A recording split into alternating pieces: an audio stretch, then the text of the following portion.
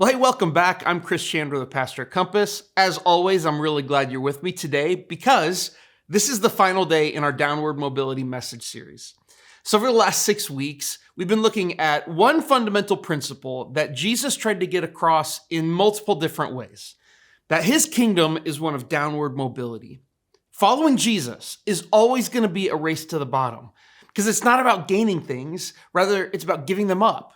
It's about putting ourselves last so that others, particularly the poor and the marginalized, can be first. And we've talked about how this plays out in all sorts of power dynamics, all the way from gender to wealth. But the consistent conclusion we keep coming to is that Jesus put himself at the bottom of the ladder so that he could lift others up. And he asks his followers to do the exact same thing. So today there's one final story that we're going to look at in this message series. And be prepared because we may come to some different conclusions today. So in any story, the main character is obvious, right? So like Luke Skywalker is the hero of Star Wars. But is he? I mean, what about Han Solo or Princess Leia? Who's the main character of the Avengers? I mean, we could fight about that all day. Take the cartoon Bluey, for example. If you're not familiar, Bluey follows the adventures of a blue heeler puppy and his family. And for kids who love the show, obviously Bluey is the main character. But for adults, Bandit and Chili, Bluey's parents, they're obviously the main characters. I mean, at least they are for people who I know who are in their 30s and 40s who watch the show, who shall remain nameless. But even for me, the older I get, the less I identify with younger characters on shows and movies, and the more I think that the grown-ups in those shows have the main character energy. I mean, I think the kids from Stranger Things should just stop and immediately tell their parents what's going on. Or that Ariel in The Little Mermaid, she should have listened to her dad.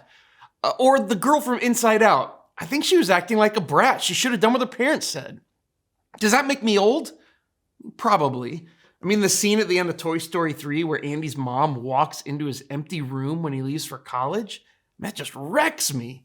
My wife will sob, but my kids just laugh at her because they can't identify with being a parent whose kids are growing up. My point in all of this is that stories hit us all differently depending on what characters we identify with the most. And today's story is no different.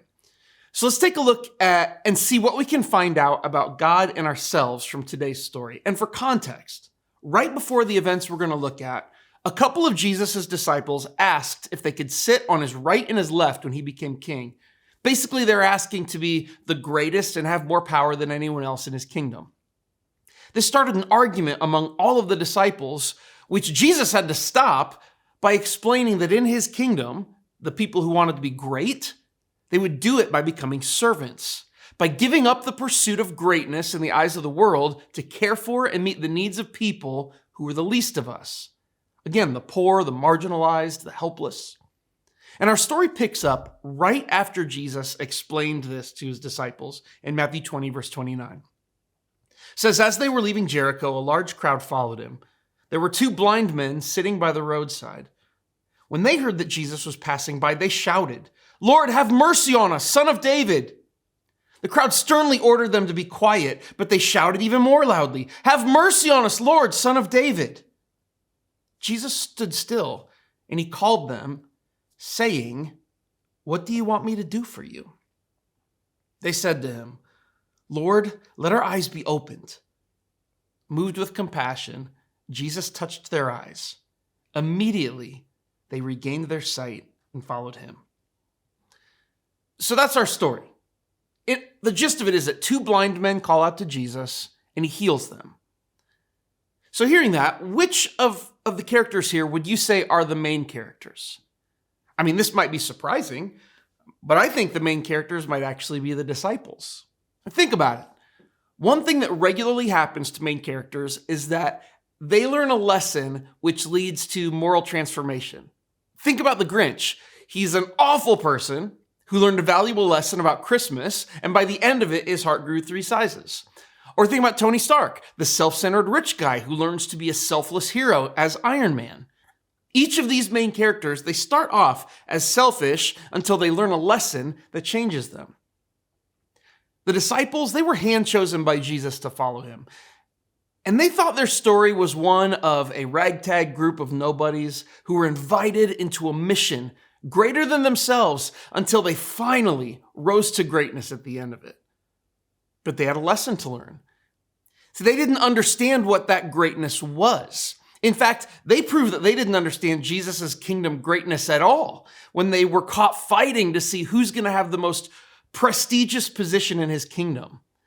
They were being the Grinch and Tony Stark. They were selfish and self-centered, which is why Jesus had to explain what his kingdom was all about, which is serving others, putting yourself last in order to put others first, going to the bottom in order to lift others up. And check this out. Right after Jesus teaches that, he demonstrates it. Look again at Matthew 20:32. Jesus stood still and he called them, saying, "What do you want me to do for you?" So here, Jesus showed the disciples what the attitude of a servant looks like. It's a willingness to stop everything to ask someone in need what you can do for them. And just like the Grinch, this lesson, it changed the disciples. It grew their heart 3 sizes. In fact, the first century church was known for how it cared for the poor, the marginalized, the sick and lame. I mean, Peter, he did the exact same thing as Jesus here, but just weeks later, when he was in the temple and he told a lame beggar that he had no money to give, but then healed him in Jesus' name. If you see the disciples as the main character, your takeaway may be this: stop to see and serve those in need. Take your eyes off yourself, off of your ambitions and your problems and your needs, long enough to see the very real needs of other people, and then do something about it. Don't be self-centered. Instead, become others-focused. Love your neighbor as yourself. I mean, that's a very familiar message here at Compass, particularly if we see the disciples as the main characters. But maybe you see the blind men as having that main character energy. And if you do, let me give you some important background for this story again. Now, Jesus and his disciples, they had just begun a journey to Jerusalem for the Passover celebration. The roads on the way to Jerusalem would have been packed with people making the pilgrimage to go be part of Passover. And for beggars like the blind men, that meant one thing: money. See, being blind back then, it was a brutal existence. You couldn't work or do anything to provide for yourself. And so you were completely dependent on the charity of others. You had to beg. And a beggar could do really well when hundreds of people who passed by who were full of goodwill because of the religious holiday. And then these blind men hear that Jesus is going to pass by, the man who is rumored to be the Messiah, the new king of Israel. And if one thing is true about kings, it's that they have money. So they think if they can get his attention, maybe they could get a huge public gift. And so they start screaming to get Jesus' attention. In addition to this is the way that their culture saw poverty and disability. It was believed that when God was pleased with someone, he blessed them. And that blessing was evidenced by wealth, health, and honor. But when someone was poor or sick, it was evidence of God's displeasure. That they, or even their parents, had sinned in some way. That blindness was their punishment. So in other words, a blind person was cursed by God and deserved it because they'd sinned. And when you add all of these things up, the 2 blind men who were screaming for Jesus' attention, they were being disrespectful and dishonorable, and they didn't know their place. This is probably why the crowd was shouting them down, because they were a nuisance. 2 blind men begging by the side of the road were already bothering people for money, but now they're screaming obnoxiously for Jesus to give them more. But rather than ignoring them, Jesus stopped and he called them over. I can see them getting up and finding their way to Jesus before holding out their cups to him, saying, "Lord, have mercy on us. Please help us with whatever you can give." But Jesus just stood there looking at them. There's no clink of coins falling into their cup. And instead, after a moment, Jesus said, "What do you want me to do for you?" I'm sure they thought, "What do you want me to do for you? I want you to give us money to buy food and shelter. We can't earn it on our own, so we need you to give us money to live on." But before they can even say that, I hear Jesus saying it again. What do you want me to do for you? What do you really want? Look at Matthew 20:33. They said to him, Lord, let our eyes be opened. What do you really want? I think most of us know where our lives are lacking, or at least the surface things. The things in our lives that demand the most attention, the wheels that squeak the loudest. And for the blind men, those things were about survival. They needed money for food, clothing, shelter. Getting charity from people was literally life or death for them. If someone would just give them enough, they wouldn't need to worry about survival. For them, needing money was their squeaky wheel. But Jesus stood there looking at them and asking, what do you want me to do? Yes, you think money is what you need, but what do you really need?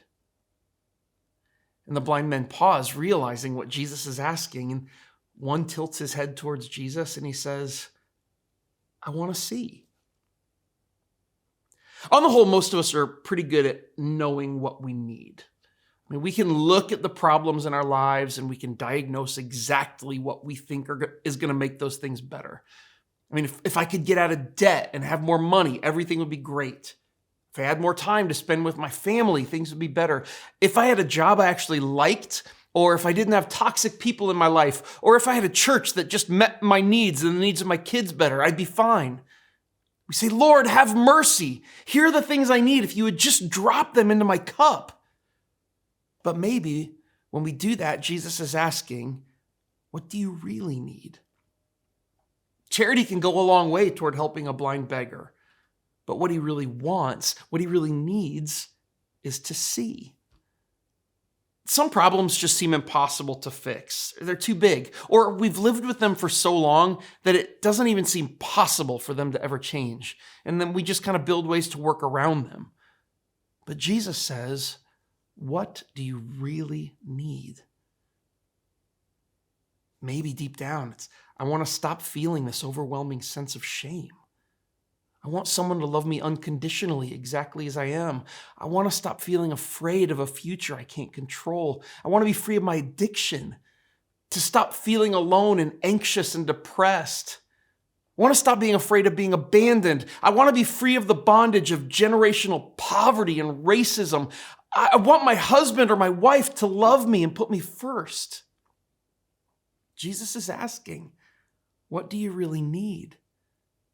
Not what will treat the symptoms, but what will heal the disease. For the blind man, it's to be able to see. And if the blind men are your main characters, this may be your takeaway. Understand what you really need and tell Jesus. Understanding your real need, though, it might be the hardest part because you may think you need money when the truth is that you need to be healed of your blindness. You may think you need a new job in order to be happy, but you really just desperately need to feel like you're good enough.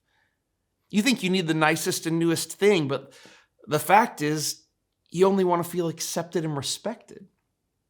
You think you need people to love you better, when the reality is that you don't even like yourself and you need to love yourself.